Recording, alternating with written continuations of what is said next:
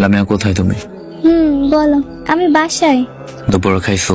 না, এখনো খাওয়া হয় নাই, গোসল করে আসলাম মাত্র। বলো, তুমি ফ্রেশ হও নাই? খাবার খাইছো তুমি? না, এখনো কিছুই করিনি।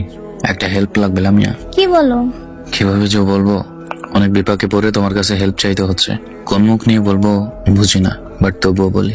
আরে আজব, বলো বলো, সমস্যা নাই। আমাকে কি 1000 টাকা ধার দিতে পারবা? তুমি আমার থেকে টাকা চাচ্ছ? হ্যাঁ, আমার খুব প্রয়োজন লামিয়া। ওয়েট, রিলেশনে গেলাম মাত্র 3 মাস হয় নাই, তুমি এখনই আমার কাছ থেকে টাকা চাচ্ছ? তাও মাত্র 1000? আমার খুব প্রয়োজন। থামো, তুমি আমার কাছে টাকা চাইবে এটা আমি কল্পনাও করতে পারিনি। ছি, আমি তোমার মতো লোভী একটা ছেলের সাথে রিলেশনে গেছি। এখন হয়তো বলবে সামান্য 1000 টাকার জন্য আমি তোমাকে কেন অপমান করতেছি। আমি তোমাদের মতো ছেলেদের ভালো করেই চিনি।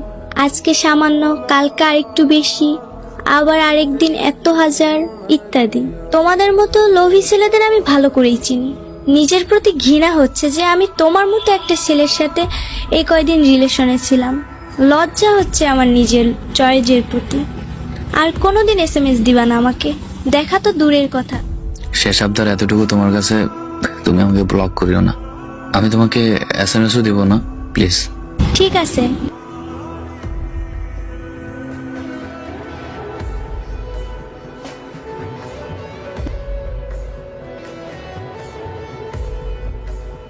আজকে আমার কিছু কথা শোনো, জাস্ট আজকের জন্যই। হ্যাঁ বলো। সেদিন আমি 1000 টাকা তোমার কাছে কেন চেয়েছিলাম তুমি জানতে চাওনি। তুমি টাকা তো দিলেই না, বরং আমাকে বিভিন্ন কথা শোনালে।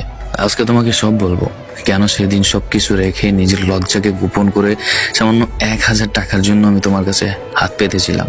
আমার ছোট বোন সবার ক্যান্সার ছিল, ওর চিকিৎসার জন্য আমাদের সব টাকা শেষ হয়ে যায় প্রায়। বিশ্বাস করবে কিনা জানি না, আমার ছোট বোনকে বাঁচাতে আমাদের প্রায় কয়েক লক্ষ টাকা শেষ হয়ে যায়। এমন একটা পরিস্থিতি এসে পড়ে যে ঘরে খাবার খাওয়ার মতো পরিস্থিতি ছিল না। এতটাই ক্রাইসিসের মধ্যে ছিলাম আমি এবং আমার ফ্যামিলি। বোনের চিকিৎসার জন্য নিজের হাতের ফোনটা পর্যন্ত বিক্রি করে দিই। আমি সেদিন আমার বন্ধুর নাফিজের ফোন দিয়ে তোমার সাথে SMS করি। সবশেষ আমার বোন মারা যাওয়ার আগে বলেছিল, ভাই আমাকে একটা পুতুল আর কিছু চকলেট কিনে দিবি। আমি বোনের শেষ ইচ্ছেটুকু পূরণ করার জন্য তোমার কাছে ভিক্ষুকের মতো 1000 টাকা চেয়েছিলাম। নিজের লজ্জাটুকুর বিরুদ্ধে অবস্থান করে আমি তোমার কাছে 1000 টাকা ধার চেয়েছিলাম শুধুমাত্র বোনের শেষ ইচ্ছাটা পূরণ করার জন্য। সেদিন টাকা তো পেলামই না, বরং তোমাকে হারালাম এবং সাথে কিছু তীক্ষ্ণ কথা শুনলাম। তুমি এগুলা আগে কেন বলনি? আমি না জেনে কত কি বলছি। আজকে একটু দেখা করবা প্লিজ? প্রয়োজন মনে করি না তোমার সাথে দেখা করার। আমি আমার বোনকে হারিয়ে ফেলেছি। ভালো থেকো। কাউকে যাচাই করার আগে একবার হলেও তার পরিস্থিতি বুঝে তারপর তাকে আঘাত দিও, কারণ প্রিয় মানুষের দেওয়া আঘাতগুলো একদম ভিতরে গিয়ে লাগে।